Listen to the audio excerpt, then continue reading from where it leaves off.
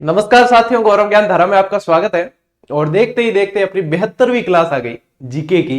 यदि पशुपालन की वो अलग चल रही है, अपने मैथ्स की अलग चल रही है, साइंस की क्लासेस बोर्ड एग्जाम के बाद में शुरू होगी और बेहतरीन तरीके से होगी, ऑब्जेक्टिव अलग चल रही है। तो कुल मिला के अपन ये विश्वास रख सकते हैं कि अपन सही तरीके से आगे बढ़ रहे हैं और सही तरीके से स्ट्रेटेजी के अनुसार, रणनीति के अनुसार, क्रमबद्ध तरीके से आगे बढ़ना ही सिलेक्शन को पाना है।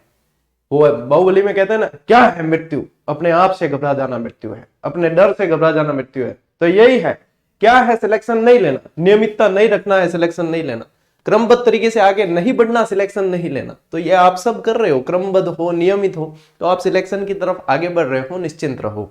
ठीक है। अब आज जो पढ़ने जा रहे हैं वो है राजस्थान की हस्तकलाएं। देखो, अपन एक एक चैप्टर को पढ़ेंगे, एक एक टॉपिक को पढ़ेंगे। आपको कहीं मन में ये नहीं रखना है, मान लीजिए दिमाग में ये भी आ जाए कि सर फलानिया वो छोटा टॉपिक था, वो रह गया, वो रह गया। एक बार अपने मोटे मोटे तौर पे सिलेबस कंप्लीट होने दो। फलानिया, ढिकणिया, पुछड़िया कुछ भी नहीं छोड़ेंगे पीछे, सब कुछ पढ़ेंगे। ठीक है। और पढ़ेंगे नहीं, याद करेंगे। आपको नियमित और निश्चिंत रहना है। अपने पास में कम से कम 6 महीने है और ये 6 महीने में आप जो है पंडित होने वाले हो, यानी कि पढ़ के पूरी तरीके से पंडित हो जाओगे। आपको यूं जी के अंगुलियों पे याद रहेगा, ये बात तय है। तो आज अपन पढ़ने जा रहे हैं हस्तकलाएं। सबसे पहले तो ये समझ लो कि हस्तकलाएं होती क्या है। हाथ से बनी हुई कला क्या है भाई? कोई ना कोई हुनर है। हुनर है तो मतलब कहीं ना कहीं उस हुनर को आजीविका के लिए काम में लिया जा रहा है, या संस्कृति के पोषक बने हैं, संस्कृति को जीवित रखने के रूप में काम में लिया जा रहा है। तो हस्तकलाएं क्या है? जिनमें मशीनों का काम नहीं हो, हाथों से काम किया हुआ हो, वो हस्तकला है। भाई मशीनें अगर आ जाती इसी हस्तकला में, आजकल छोटी मोटी मशीनें तो आ जाती है, कोई दिक्कत नहीं, लेकिन हस्त यानी कि हाथ और कला, हाथों का काम ज्यादा है, वो है हस्तकला। और ये क्या होती है? संस्कृति की पहचान होती है, उस क्षेत्र की पहचान होती है कि फलानी रंगाई छपाई का काम चल रहा है हाथों से। आजकल मशीनें भी आ जाती है, उसमें कोई दिक्कत नहीं है, लेकिन वहां की रंगाई छपाई जो है वो प्रसिद्ध है। ठीक है। तो वहां की वो क्षेत्र विशेष होगी। गोटाकारी प्रसिद्ध है, कहीं की कसीदाकारी प्रसिद्ध है, तो वो भी हस्तकला है, वो वहां की कलाएं होगी। उस्ता कला होगी तो वो भी हस्तकला है। ठीक है। काष्ठ कला हो गई, मंदिर बनाए जा रहे हैं लकड़ी के, तो ये सारे जो है हस्तकलाएं हैं। मीनाकारी, गुप्तगिरी, कुंदनकारी, लाख का काम, तो ये सारी हस्तकलाएं हैं जो कहीं ना कहीं उस क्षेत्र की संस्कृति को जीवित रखते हैं। तो ये तो समझ में आ गया आपको कि हस्तकलाएं क्या है। अब देखो, बात करें पशु परिचर के अनुसार आपके प्रश्न कैसे बनेंगे हस्तकला के अंदर। तो देखो, सबसे पहली और मुख्य चीज है, आपको स्पेशली ये याद कर लेना है कि भाई प्रमुख हस्तकलाएं कौन से क्षेत्र की प्रसिद्ध है। जैसे रंगाई छपाई आ गया तो आपको बालोतरा वगैरह ये ध्यान रखना पड़ेगा। अजरक प्रिंट, मलिर प्रिंट आ गया तो बालोतरा ध्यान रखना पड़ेगा। ठीक है। काष्ठ कला आ गया तो आपको प्रतापगढ़ वगैरह, ये दक्षिण राजस्थान, ये ध्यान रखना पड़ेगा। भाई थेवा कला आ गया, प्रतापगढ़ ध्यान रखना पड़ेगा। मीनाकारी आया, जयपुर ध्यान रखना पड़ेगा। तो ये जो है मुख्य जो प्रश्न बनेंगे ना आपके, वो यही बनने हैं कि फलानी हस्तकला कौन से क्षेत्र की है। फिर इसके बाद में गए तो कलाकार पूछ सकते हैं, फिर इसके अंदर डीप गए तो फिर इसकी विशेषताएं पूछ सकते हैं। अपन सभी तरीके से पढ़ेंगे, निश्चिंत रहना है। जिन बच्चों को यह लगता है कि सर फॉर्म ज्यादा आ गए तो पेपर हार्ड बनेगा, ऐसा कुछ भी नहीं। मैंने इसका एक सेपरेट वीडियो बनाया है, वो देख लेना, उस पर आप समझ जाओगे। फॉर्म ज्यादा आने से कभी पेपर हार्ड या वो नहीं होते हैं। बहुत अच्छा कोई पढ़ा उसको हर पेपर सरल लगता है, जो नहीं पढ़ा है उसको सरल भी भारी लगता है। तो ये तो क्या है, अपनी अपनी पढ़ने के प्रति जो अपनी एग्रेशन होता है ना, अपना एग्रेसिव कितने हैं आप पढ़ने के प्रति, वो उस पर डिपेंड करता है। और प्रश्न पत्र हमेशा 40-30-30 के रेशियो में आता है। 40% सामान्य होता है, 30% मीडियम और 30% जो है हार्ड होता है। वो 30% हार्ड वाला भी पढ़ने वाले को सरल लगता है। तो नियमित रहकर पढ़ना है। ये सारी जो है बातें विचलित नहीं करनी चाहिए आपको कि ऐसे आएगा, हार्ड आएगा। अरे पशु परिचर में आईएएस नहीं बनाएंगे, अरे इतनी तो कम से कम आपको ध्यान रख के चलना चाहिए। थोड़े थोड़े टाइम में सर हार्ड आएगा, हार्ड आएगा तो पढ़ रहे हो ना, पढ़ने वालों के लिए ही तो आएगा है, बिना पढ़ने वालों के लिए थोड़ी है। तो मैं तो ये कह रहा हूं, आप पशु परिचर के बैच में से असिस्टेंट प्रोफेसर का पेपर उठा के देखना, जूनियर अकाउंटेंट का हाल ही में हुए पेपर उठा के देख लेना। यदि कोई प्रश्न बाहर गया है तो मुझे बताना कि सर फलानिया प्रश्न जो है वो बाहर गया है। ठीक है। तो अपन उसको भी कवर कर लेंगे। और उसमें नहीं गया है तो इसके और उसके लेवल में रात दिन का अंतर है। तो ये तो देखो, हमारी जो है ना प्लानिंग और स्ट्रेटेजी पूरी आगे तक बनी हुई है और उस हिसाब से चल रहे हैं। ठीक है, तो आपको तो क्या है, बढ़िया तरीके से पढ़ना है, इन फालतू की बातों में ध्यान नहीं देना है, नहीं तो विचलित ही होगे, फायदा कुछ भी नहीं है। चलो भाई शुरू करते हैं आज की इस क्लास को। ये जो आपको दिख रहा है ये काष्ठ कला का उदाहरण है। ये मांगीलाल जी मिस्त्री साहब है जिन्होंने ये बनाया है। इसे कावड़ भी कहा जाता है। ठीक है, बस्सी चित्तौड़गढ़ का ये प्रसिद्ध है दक्षिण भारत के अंदर। ठीक है, चलिए तो अपन शुरू करते हैं आज की इस क्लास को। देखो पहला तो है सबसे पहले समझना है काष्ठ कला क्या है। काष्ठ कला क्या है? लकड़ी का कार्य, लकड़ी का कार्य। काष्ठ का मतलब ही होता है लकड़ी। ठीक है, अपन ने काष्ठ का महल पढ़ा था, झालावाड़ वाला है, याद है कि नहीं? ठीक है, तो यहां पे जो है अपने को ध्यान रखना है लकड़ी का कार्य। तो लकड़ी से भाई कावड़ बनाए जाते हैं, मंदिर बनाए जाते हैं जिन्हें मेवाड़ कहा जाता है। ये सारे जो कार्य है, देखो लकड़ी की कलात्मक वस्तुएं बनाना काष्ठ कला के अंदर आता है। प्रधान केंद्र इसका बस्सी चित्तौड़गढ़ है। मैंने शायद आगे काष्ठ कला में प्रतापगढ़ बोला, वो थेवा कला में है। काष्ठ कला में चित्तौड़गढ़ प्रसिद्ध है। चित्तौड़गढ़ और प्रतापगढ़ पास पास ही है, तो वहां पे भी इसके कारीगर मिलते हैं। जैसे कि ये जो काष्ठ कला आप देख पा रहे हो, ये कावड़ है, इसे क्या कहते हैं? कावड़। मेवाड़ भी कह दिया जाता है इन्हें। क्या कह दिया जाता है? मेवाड़। होते क्या है? भगवान के छोटे छोटे लकड़ी के मंदिर होते हैं। और ये जो बनाया गया है ये मांगीलाल जी मिस्त्री का फोटो है। किसका है? मांगीलाल जी मिस्त्री, इनके कलाकार हैं। ठीक है, तो ये कावड़ है। देखो लकड़ी के ठप्पे, मेवाड़ आदि तैयार किए जाते हैं इससे, और लकड़ी के खिलौने और कठपुतली के लिए भी उदयपुर प्रसिद्ध है। तो यहां पे काष्ठ कला के अंदर कठपुतली भी आएगी। कठपुतली एक बार पूछा था कि कौन सी लकड़ी से बनती है, तो कठपुतली के अंदर ध्यान रखना है आड़ू की लकड़ी से बनती है। आड़ू की लकड़ी से। लोक कला मंडल जो है ना उदयपुर वाला, वो बहुत इन्हें संरक्षण देता है। भारतीय लोक कला मंडल उदयपुर, जो ये फोटो आप देख पा रहे हो। तो यहां पे ये ध्यान रखना है कावड़ और मेवाड़ ये क्या होते हैं? देवता के वाहन होते हैं। एक तरीके से देवता के वाहन होते हैं जिसमें भगवान को बैठाकर जो है झांकी निकाली जाती है। इस तरीके से आप ध्यान रख सकते हो। तो कावड़ और मेवाड़ के लिए आपको पूछेंगे कि प्रसिद्ध कौन सा स्थल है, तो ये यहां पे लगाओ इंपॉर्टेंट, बस्सी चित्तौड़गढ़। देखो बस्सी दो जगह है राजस्थान में, एक बस्सी जयपुर ग्रामीण में भी है और एक है आपके चित्तौड़गढ़।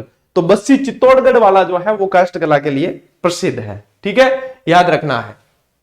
तो यहां पे ये ध्यान रखना ही है। इसके अलावा ध्यान रखना कि काष्ठ कला को प्रसिद्धि दिलाने वाले जो व्यक्ति थे वो प्रभात जी सुथार थे। ठीक है, यानी शुरुआत जिन्होंने की वो प्रभात जी सुथार।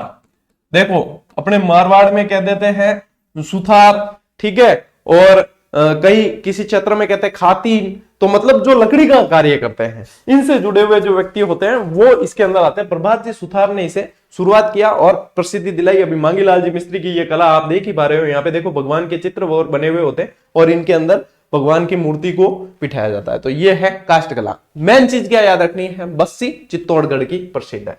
और कठपुतली जो है उदयपुर की प्रसिद्ध है। आड़ू की लकड़ी ध्यान रखना। कठपुतली में सबसे ज्यादा किसी की कहानियां या कथाएं सुनाई जाती है तो अमर सिंह राठौड़। ठीक है, अमर सिंह राठौड़ कई बार बता चुका हूं मैं। कठपुतली का मुख्य किरदार जो है वो अमर सिंह राठौड़, बहादुरी के किस्से सुनाए जाते हैं। और पता नहीं आप लोगों ने कठपुतली का खेल देखा है या नहीं, आने वाली जनरेशन देखेगी या नहीं, लेकिन मैंने देखा है। स्कूल में आते थे पहले, आजकल आते नहीं है, ये कलाएं लुप्त हो गई। पहले स्कूल में आते थे, बहुत आनंद आता था देख के, खेल दिखाने वाले आते थे और इतना आनंद आता था। हकीकत स्कूल लाइफ वही थी।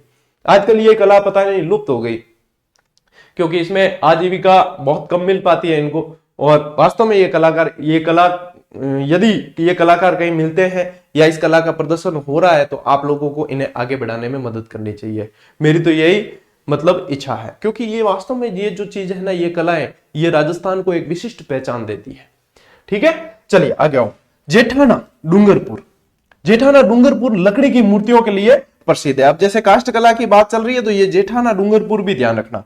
अपनी पुस्तक के अंदर तो स्पेशल आप लोगों को सारे स्थान अलग से दे रखे हैं, सारे के सारे, कि फलाना स्थान किस लिए प्रसिद्ध है, किस लिए प्रसिद्ध है, सारणी दी है हस्तकला की, और फलाना फलाना स्थान किस लिए प्रसिद्ध है। जो पढ़ रहे हैं ना उन्हें पता होगा, हस्तकला वाला टॉपिक देखना आप, ये सारे दे रखे हैं। जेठाना डूंगरपुर लकड़ी की मूर्तियों के लिए प्रसिद्ध है। बीकानेर और शेखावाटी फर्नीचर के लिए प्रसिद्ध है। और इसके अंदर बाड़मेर भी ऐड कर देना आप, बाड़मेर भी। बाड़मेर में क्या करना आप ऐड? नक्काशीदार फर्नीचर, नक्काशीदार फर्नीचर। हमने भी यहाँ से नक्काशी वाले दरवाजे मंगवाए थे, मकान निर्माण का कार्य चल रहा था तब। तो नक्काशीदार फर्नीचर जो है यहाँ का, मतलब ऊपर नक्काशी की हुई होती है। कई यहाँ पर सोफा वगैरह देखते, मेरे सामने पड़ा है, दिखा नहीं सकता मैं, सोफा वगैरह देखते हो तो वहां पे नक्काशी की हुई होती है, वो बहुत बढ़िया लगते हैं लकड़ी की। ठीक है, तो ये सारी चीजें आप लोगों को ध्यान में रखनी है। अब साथ ही साथ भारतीय लोक कला मंडल, ये कई बार प्रश्न पूछा है इसलिए इसको यहाँ पे शामिल कर दिया।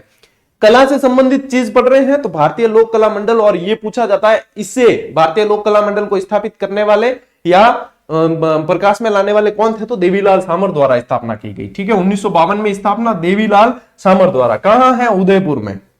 कहां है, उदयपुर। भारतीय लोक कला मंडल, कठपुतली कला को सबसे ज्यादा इन्होंने संरक्षण दिया है। ठीक है, देखो ये किस लिए है, परंपरात्मक कला रूपों के संरक्षण और संवर्धन के उद्देश्य से देवीलाल सामर। यहां पे लगाओ इंपॉर्टेंट। देखो मैंने जितनी क्लासों में जहां जहां इंपॉर्टेंट लगाए हैं, याद रखना कि वो हमेशा याद रहना चाहिए आप लोगों को, जहां जहां इंपॉर्टेंट लगाए। यदि इन इंपॉर्टेंट लगाए हुए की आपको अहमियत नहीं पता है तो जो सिलेक्ट हुए हैं बच्चे, ठीक है, जीजीडी से, उनसे पूछना कि इन इंपॉर्टेंट जो सर लगवाते हैं वो क्या वास्तव में बनते हैं प्रश्न या ऐसे ही लगवाते हैं, उनसे पूछ लेना, मेरे से नहीं पूछना है। ठीक है, कि ये इंपॉर्टेंट लगाए हुए की क्या अहमियत है। या अभी भी इस क्लास में भी कई सारे बच्चे ऐसे अभी भी सिलेक्ट होने के बाद भी देखते हैं क्लास। मुझे तो कल पता चला जब मैं शिक्षक प्रशिक्षण शिविर में शिक्षक साथियों से मिलने गया था, युवा साथी बहुत सारे मिले। एक ही प्रशिक्षण में इतने साथी मिले तो मैं सोचता हूं कि पूरे राजस्थान में यदि गए हो तो कितने मिलेंगे।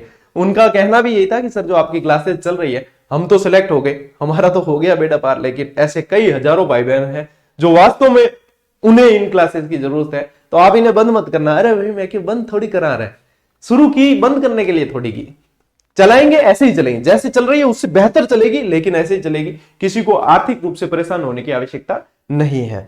तो ये वो बच्चे कहते हैं कि सर हम अभी भी देख लेते हैं कई बार आपकी क्लासें, कि हमें अच्छा लगता है देखना, तुम्हें कि चलो ये भी प्रेम है एक। तो यहां इंपॉर्टेंट जहां जहां लगवा रहा हूं वो बहुत इंपॉर्टेंट है, ये याद रखना है। ठीक है, लीजिए स्क्रीनशॉट। चलो भाई आगे बढ़ा। ये लक्ष्मण जी है मूर्तिकार। ठीक है, ये अशोक स्तंभ बहुत चर्चा में रहा था जब ये बना, तो क्या शेर दहाड़ कैसे रहा है, उसमें चेंज किया, ये किया वो किया। अपने को तो मूर्तिकार का नाम ध्यान में रखना है क्योंकि ये हनुमानगढ़ के लक्ष्मण जी है। ठीक है, राजस्थान के मूर्तिकार बहुत प्रसिद्ध है। तो आओ भाई मूर्तिकला। अब मूर्तिकला में तो सारी मूर्तियां आ जाती है, वैसे ज्यादातर आती है पत्थर की मूर्तियां जिसमें संगमरमर ज्यादा इंपॉर्टेंट है। ठीक है, तो मूर्तिकला में क्या पढ़ना है, राजस्थान का संगमरमर बहुत प्रसिद्ध है। और कहां का प्रसिद्ध है, मकराना। देखो मकराना पहले नागौर में पड़ता था, अब वर्तमान में डीडवाना कुचामन जिले के अंदर है। डीडवाना कुचामन, सही है ना, डीडवाना कुचामन वाले बता देंगे। संगमरमर मंडी ये भी इंपॉर्टेंट है, कहां है, किशनगढ़ अजमेर के अंदर। किशनगढ़ अजमेर में संगमरमर की मंडी है। ठीक है, किशन संगमरमर। ठीक है, ऐसे याद रखना, किशन संगमर के किशन संगमरमर। तो किशनगढ़ के अंदर, अजमेर किशनगढ़ के अंदर संगमरमर की मंडी है। ठीक है, याद रह जाइए, नहीं मतलब हाथों हाथ दिमाग में चिपकना चाहिए। और मैंने पढ़ाया और आपको याद नहीं हुआ तो फिर क्या पढ़ा यार, हाथों हाथ याद होना चाहिए।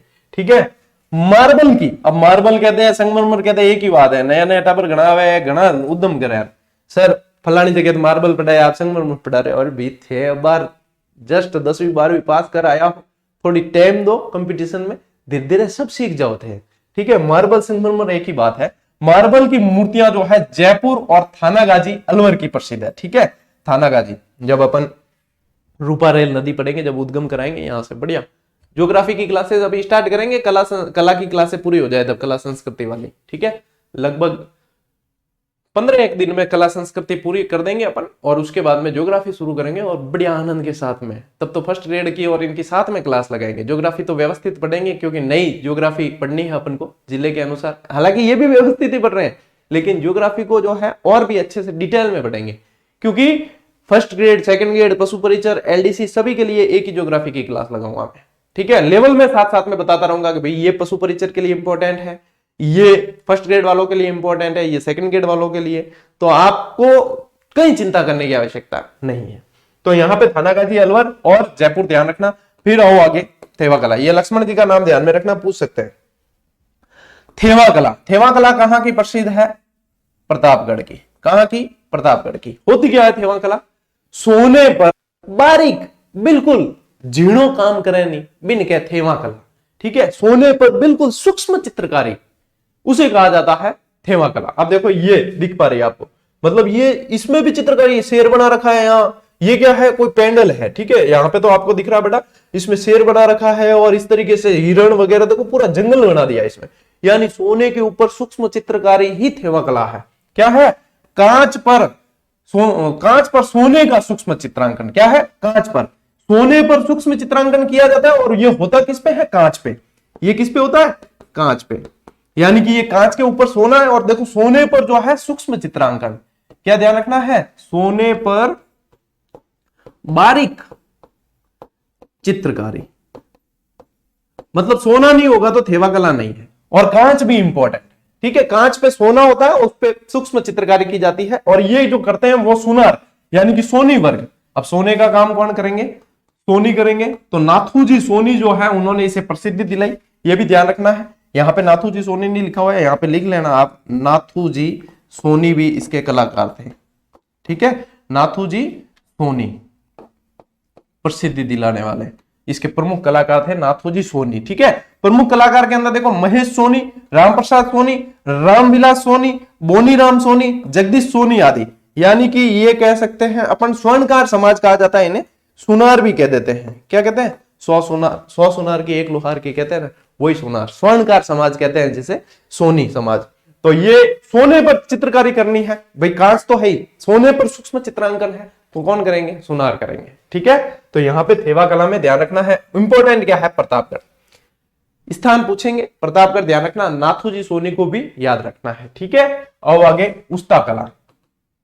उस्ता जो है शब्द बना है उस्ताद से, किससे बना है, उस्ताद से।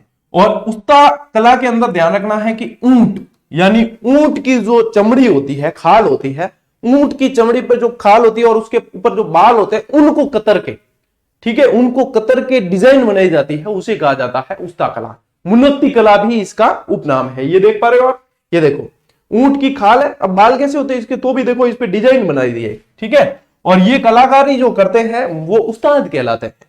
ये मूल रूप से लाहौर की थी, कहां थी, मूल रूप से लाहौर की थी। लाहौर से मुगल काल के अंदर ये जो है, लाहौर से मुगल बादशाह जैसे जाते थे इधर उधर, टूर तो नहीं कह सकते, युद्ध करने जाते थे इधर उधर, तो फिर वहां से ये कलाकार का जहाँ की कलाकारी देखती, वहां से कुछ कलाकार ले आते कि भाई हमारे वहां पे आके करना। तो लाहौर से मुगल काल में आ गई यहाँ भारत, और भारत से फिर इसे लेके आए बीकानेर। ठीक है, अनूप सिंह ने विशेष रूप से संरक्षण दिया था इसे। तो ये चीज जो अपने यहाँ पे प्रसिद्ध है वो बीकानेर की प्रसिद्ध है। ठीक है, ऊंट की खाल पर स्वर्ण मीनाकारी और मोमबत्ती का कार्य करना उस्ता कला कहलाता है। वर्तमान में इसे 2023 में जीआई टैग भी दिया गया है। जीआई टैग अपन डिटेल में अगली क्लास में पढ़ेंगे, इसके अगले पार्ट में कल पढ़ेंगे। ठीक है, इसको विकास में लाने का श्रेय हिशामुद्दीन उस्ता को है, जिन्हें पद्मश्री भी मिला है। पद्मश्री इन्हें कब मिला है, 1986 में इन्हें पद्मश्री सम्मान से सम्मानित किया गया, हिशामुद्दीन उस्ता। बहुत इंपॉर्टेंट है, लगाओ इंपॉर्टेंट, लगाओ इंपॉर्टेंट। ठीक है, उस्ता कला को 2023 में जीआई टैग दिया गया है, लगाओ इंपॉर्टेंट। 5 कलाओं को दिया गया है, जिसमें मैंने जीजीडी टैग के माध्यम से भी आपको ये दे दिया था फैक्ट, और अब जो है कल इसको वापस अपन जीआई टैग वाला भी स्पेशली पढ़ेंगे व्यवस्थित रूप से। ठीक है, तो जीआई टैग भी दिया गया है, ये ध्यान रखना। और मुगल कालीन प्रमुख कलाकार जो थे उनमें उस्ताद अली रजा, उस्ताद हामिद रजा और रुकनुद्दीन, ये जो है मुगल कालीन कलाकार थे। और बीकानेर के अनूप सिंह ने विशेष संरक्षण दिया। अनूप सिंह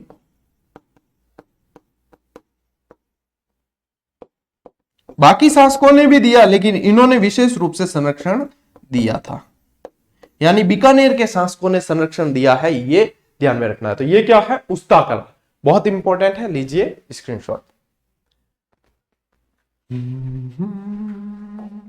आओ भैया, नेक्स्ट क्लास नहीं, नेक्स्ट स्लाइड। ब्लू पॉटरी लगाओ, पूरे पे ही इंपॉर्टेंट। मैंने तो मतलब तकरीबन हर एग्जाम में ब्लू पॉटरी से संबंधित सवाल देखे हैं। मतलब मान लो 5 एग्जाम का अपन औसत निकाले तो उसमें से 3 एग्जाम में तो सवाल बनेगा ही बनेगा, यानी तकरीबन इसका सवाल बनता है। तो ब्लू पॉटरी भी देखा जाए तो पर्सिया ईरान की थी वैसे, और पर्सिया ईरान से इसे लाया गया लाहौर के अंदर, ठीक है, लाहौर के अंदर, और लाहौर से ये आई भारत के अंदर, ठीक है। और आई कब है? मुगल काल में, मुगल काल में आई है। अब उस समय इसे भारत में लाने का श्रेय मान सिंह को जाता है, ठीक है। कौन सा मान सिंह? कछुआ शासक मान सिंह। फिर बोलते हैं कि जयपुर में या राजस्थान में जो है राम सिंह जी ने इसे विशेष संरक्षण दिया, और राम सिंह जी के संरक्षण में ये फली फूली यहां पे, कहां? राजस्थान के अंदर, ठीक है। अब देखो क्या होती है, चीनी मिट्टी के सफेद बर्तनों पर नीले रंग की, ब्लू का मतलब क्या होता है? ब्लू का मतलब नीला रंग, नीले रंग का अंकन ब्लू पॉटरी कहलाती है। क्या कहलाती है? Blue pottery. मूल रूप से पर्सिया ईरान की है, और यहां से मैंने बता दिया लाहौर, लाहौर से भारत, और भारत से फिर राजस्थान। जयपुर के शासक राम सिंह के समय राजस्थान लाई गई। ये अब है ना, ये विवादित प्रश्न है। आई थी वैसे मान सिंह के समय, लेकिन आयोग ने अभी हाल ही में किसी एग्जाम में बनाकर इसे राम सिंह उत्तर मान लिया, जबकि एक्चुअल में आपको बताऊं तो सही चीज क्या है कि मान सिंह जो है लाहौर से भारत लेके आए, तो मान सिंह जयपुर के शासक थे, तो जयपुर लाने का यानी राजस्थान लाने का श्रेय भी किसे जाता है? मान सिंह को जाता है। राम सिंह जी के समय ये फली फूली थी, लेकिन फिर आयोग ने माना है और आपत्तियां भी दर्ज हुई, लेकिन राम सिंह को ही माना, तो अपन ने भी फिर इसे राम सिंह लिखवाया। लेकिन यदि राम सिंह उत्तर में नहीं मिलता है तो मान सिंह ध्यान रखना है, ठीक है। क्या ध्यान रखना है? मान सिंह ध्यान रखना है। दोनों चीजें मैंने क्लियर कर दी है। अब भी यदि कंफ्यूजन रहता है तो कोई क्लियर नहीं कर सकता, मैंने दोनों चीज बताई। अब चाहे आपको कहीं मान सिंह लिखा मिले, कहीं राम सिंह लिखा मिले, यानी कि किसी भी राइटर की पुस्तक पढ़ रहे हो उसकी गलती नहीं है, उसने ऑथेंटिक सोर्स के अनुसार सही लिखा है, उसे जहां जो डेटा मिला है उसके अनुसार ही लिखा है। लेकिन ये चीजें कुछ विवादित होती है जो हमेशा ऐसे ही कंफ्यूजन क्रिएट करती है, तो यहां पे विवेक आप लोगों का काम करना चाहिए, ठीक है। प्रसिद्ध कलाकार इसके जो है वो कृपाल सिंह शेखावत, इन्होंने इसे प्रसिद्धि दिलाई। कृपाल सिंह शेखावत ने इसे प्रसिद्धि दिलाई।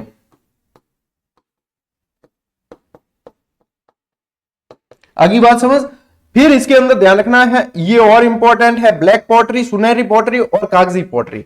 ब्लैक पॉटरी काला, ब्लैक का मतलब काला, तो ये कहां है? कोटा के अंदर। सुनहरी पॉटरी बीकानेर। देखो सुनहरा जहां पे भी आपको नाम मिले, सुनहरी पॉटरी मिल रही है, आगे सुनहरी टेराकोटा मिलेगा, तो उसके अंदर बीकानेर ही आपको ध्यान में रखना। सुनहरा अगर मिल जाए ना आपको कलर, तो वहां पे क्या ध्यान रखना है? हस्तशिल्प के अंदर बीकानेर। और कागजी जहां जहां मिल जाए वो अलवर ध्यान में रखना है। कागजी जहां जहां मिले तो वहां पे अलवर ध्यान में रखना है। अब कागजी पोट्री में भी अलवर ध्यान में रखना है, कागजी टेराकोटा में भी अलवर ध्यान में रखना है। तो ये हो गई आपके ब्लू पोट्री, ये कंप्लीट है आपके, बहुत बढ़िया तरीके से हो चुकी है, ठीक है। अब आओ टेराकोटा। टेराकोटा किसे कहते हैं? मृण मूर्ति। मृण मूर्ति। अब ये मृण मूर्ति क्या होती है? मिट्टी की मूर्तियां होती है। क्या होती है? कच्ची मिट्टी की मूर्तियां होती है, ठीक है। अब अपन सेल खड़ी वगैरह पढ़ते हैं, हड़प्पा सैंधव सभ्यता के अंदर सेल खड़ी मृण मूर्तियां, वो यही है टेराकोटा के। सेल खड़ी के मुद्राएं मिली तो ये मृण मुद्राएं हैं, यानी मिट्टी, कच्ची मिट्टी की मुद्राएं हैं, ठीक है। तो मिट्टी से मूर्तियां व अन्य सामग्री तैयार करना और फिर पकाना, वो क्या कहलाती है? टेराकोटा, ठीक है। नाथद्वारा के समीप मोलेला, यहां पे लगाना इंपॉर्टेंट, यहां लगाना इंपॉर्टेंट। नाथद्वारा के समीप मोलेला राज संबंध इसके लिए बहुत प्रसिद्ध है। और मोहनलाल कुम्हार, मोहनलाल कुमावत भी कह सकते हो, मोहनलाल कुम्हार इसके प्रसिद्ध कलाकार है। लगाओ इंपॉर्टेंट, ठीक है। मोलेला राजसमंद, प्रश्न बनेगा तो मोलेला राजसमंद से बढ़ जाएगा। ये आप मानकर चलो कि ये अनुभव है, जहां जहां इंपॉर्टेंट लगवा रहा हूं ना, वो चीजें आप प्रीवियस ईयर क्वेश्चन मिलाओ, आप प्रैक्टिस करो, आप जहां पे भी देखो ये प्रश्न जो है घूमते फिरते मिलते हैं, यानी हर एग्जाम में मिल जाएंगे ये प्रश्न, तो ये इंपॉर्टेंट है। अलवर और बाड़मेर में भी टेराकोटा वस्तुएं निर्मित की जाती है। साथ ही साथ ध्यान रखना है, कागजी टेराकोटा पूछे तो कहां है? अलवर के अंदर। और सुनहरी टेराकोटा पूछे तो बीकानेर। अगली बात समझ। ये देखो ये मृण मूर्तियां, ये इस तरीके से फिर कलर कर दिया जाता है, ये सारी सारी क्या है? ये है टेराकोटा। अब जो नहीं पढ़े हुए हैं उन्हें टेराकोटा शब्द नया लगेगा, जो पढ़ लिए उनके लिए ये बहुत आसान हो गया कि टेराकोटा क्या। टेराकोटा मृण मूर्तियां है, सर ने बताया, सेल खड़ी है, ठीक है। और मोलेला राज संबंध की प्रसिद्ध है, और मोहनलाल कुमार ने इसे प्रसिद्धि दिलाई है, और ये सारी चीजें बस कागजी टेराकोटा, सुनहरी टेराकोटा। लो स्क्रीनशॉट। पढ़ने का एक तरीका होता है, ढंग से पढ़ोगे तो सारी चीजें आसान हो जाएगी, और जंप मार मार के पढ़ोगे तो कभी कोई आसान होने वाला नहीं है। लाख का काम, लेसिफर लखा एक कीड़ा होता है, उसकी बताते हैं कि लार से लाख बने जाती, सही है कि नहीं? बताओ देखिए बात, भाई साइंस वाले भी होंगे ना, तो ये चीज है। अब एक्चुअली में क्या है, लाख के आभूषण कैसे तैयार होते हैं? देखो, चपड़ी को पिघलाकर उसमें चौक मिट्टी आदि मिलाकर गूंथ लेते हैं, इसमें फिर कांच मोती चीड़, चीड़ ऐसे लिख देना, चीड़, चीड़ क्या होती है? छोटी छोटी जो वो होती है ना, कांच जैसी ही होती है। अब आपने देखी, मैंने तो देखी हुई है, आपको कैसे समझाऊं? चीड़ लड़कियां ज्यादा अच्छी तरीके से समझेगी। चीड़ दाड़िये ये सारी चीजें आती है जो वस्त्रों पे सजावट के काम भी आती है। चीड़ आदि लगाकर आभूषण आदि तैयार किए जाते हैं जो लाख के आभूषण कहलाते हैं। क्या कहलाते हैं? लाख के आभूषण। लाख के आभूषण कहाँ के प्रसिद्ध है ये पूछते हैं तो ध्यान रखना कि उदयपुर के। लाख के आभूषण पूछे तो ध्यान रखना है उदयपुर के प्रसिद्ध है, लेकिन लाख की चूड़ियां पूछते हैं तो आपको ध्यान रखना है जयपुर और जोधपुर की प्रसिद्ध है। कहां की प्रसिद्ध है लाख की चूड़ियां? जयपुर और जोधपुर की प्रसिद्ध है लाख की चूड़ियां, जो यहाँ पे आपको दिख भी रही है। देखो लाख का कार्य ऐसे किया जाता है, चपड़ी को पिघलाकर और फिर इस तरीके से। लाख जो है बहुत कच्ची होती है, इसकी चूड़ियां या आभूषण होते हैं वो जल्दी टूटने की संभावनाएं रहती है लाख के, ठीक है। आओ आगे और देखो, आभूषण के अंदर जड़ों गहनों का काम जयपुर, जोधपुर, बीकानेर और उदयपुर के अंदर किया जाता है, जिसके ऊपर कुछ ना कुछ दागिने, नग, ठीक है, दालिये, चीड़ आदि जड़े जाते हैं, तो वो जड़ाऊ आभूषण हो जाते हैं। मूल्यवान पत्थरों को तराशने का काम जयपुर में किया जाता है। अच्छा, जयपुर में जो है ट्रॉफियां भी बनती है, ये भी ध्यान रखना, क्रिकेट की वगैरह ट्रॉफियां जो है वो भी काम यहाँ पे किया जाता है। बहुत जबरदस्त काम होता है यहाँ। कांच पर बारीक सोने की नक्काशी, ये प्रतापगढ़, यानी कि ये क्या कहलाती है? ये क्या कहलाती है? थेवा कला। अभी पढ़ा ना अपन ने आगे, थेवा कला। पीतल व चांदी के आभूषण तैयार किए जाते हैं प्रतापगढ़ के अंदर। तहनीचा, तहनीचा क्या होता है? मतलब ये कह सकते हो आप कि जो धातु होती है उसको गहरा थोड़ा सा खोद कर और उसके अंदर जो है कलाकारी करना तहनीचा कहलाती है। तो ये अलवर और उदयपुर की प्रसिद्ध है। कोफ्तगिरी, फौलाद की वस्तुओं पर कलाकारी करना कोफ्तगिरी के अंदर आता है, जो जयपुर की प्रसिद्ध है। और कुंदन कला, यानी कि आभूषणों पे कुंदन का सजावट करना, ये कुंदन कला कहलाती है, जो जयपुर की प्रसिद्ध है। तो इसमें आपको स्थान ध्यान में रखना है, स्पेशली स्थान से ही पूछे जाती है। कुंदन कला, कोफ्तगिरी, तहनीचा, पीतल और ये चांदी के आभूषण वगैरह, ये सारी चीजें, ठीक है। तो चलिए लीजिए स्क्रीनशॉट।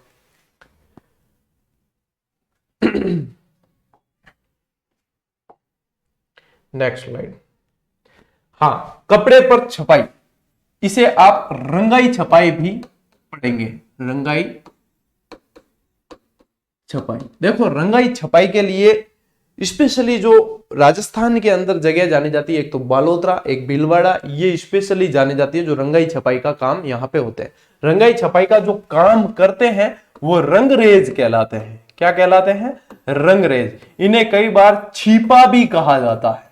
क्या? छीपा भी कहा जाता है। तो देखो राजस्थान में छपाई के लिए बगरू, सांगानेर, आकोला, बाड़मेर, कालाडेरा, पाली, बस्सी, बालोतरा, भीलवाड़ा आदि प्रसिद्ध है। एक बार प्रश्न ऐसे बना, निम्न में से कौन सा क्षेत्र रंगाई छपाई में के लिए प्रसिद्ध नहीं है? उसमें फिर दूसरा कोई दे दिया, जैसे सवाई माधोपुर दे दिया या कोई दूसरा जिला दे दिया। तो ये जो मैं क्षेत्र आपको लिखवाए हैं ये सारे के सारे प्रसिद्ध है। पाली में भी होती है रंगाई छपाई का काम, तो ये सारे प्रसिद्ध है। इसके अलावा पूछते हैं तो उसमें भी अपन को ध्यान रखना है, ठीक है। अब देखो रंगने की प्रक्रिया कैसी होती है, ये आरबीएससी के अंदर दे रखा है किताब में। गोबर, तिल्ली का तेल, बकरी की मेंगनी और सोडे के मिश्रण से घोल तैयार किया जाता है। इसमें कपड़े को भिगोकर सुखाया जाता है। सूखने के बाद हरड़ के घोल में डुबाया जाता है, फिर लकड़ी के छापों से छपाई की जाती है। यह है रंगने की प्रक्रिया। लेकिन अब अलग अलग तरीके से और भी रंगा जाता है, ठीक है। और ये प्रक्रिया से संबंधित प्रश्न नहीं आएगा, आपकी जानकारी के लिए बताया है, ठीक है। अब देखो प्रमुख छपाई, प्रश्न यहां से बनेंगे। अजरक और मलिर प्रिंट बालोतरा की है, और मोहम्मद यासीन छीपा, मोहम्मद यासीन छीपा या बालोतरा के प्रमुख छपाई कलाकार है, ठीक है। छीपा ये कहां से रिलेटेड है? बालोतरा से। अब देखो अजरक, अजरक में आपको ध्यान रखना है एक शब्द अनिल, यानी कि इसमें जो कलर होता है वो होता है नी से तो नीला और ल से लाल, ठीक है। और मलिर में भी ध्यान रखना है आपको काला और कत्थई, काला और कत्थई। तो ये कलर थोड़े सी ध्यान में रख लेना, ठीक है।